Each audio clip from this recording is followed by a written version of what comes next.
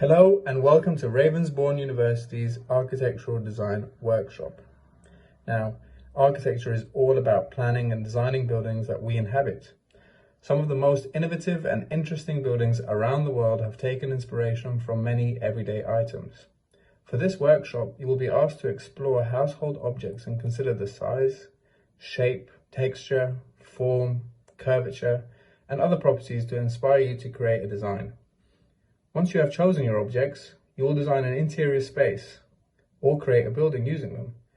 You can combine multiple objects or simply modify one to suit the building typology you wish to achieve. To start the project, you will need a piece of paper and something to draw with. Pens and pencils will do. Then you will source 3 household items, which could include something like a stapler, sunglasses.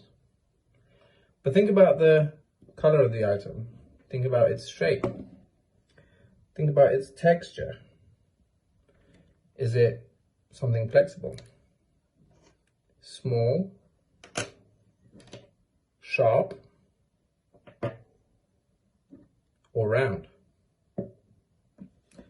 Finally, you will present all your work as a portfolio, which will include sketches and pictures of your models as a final outcome.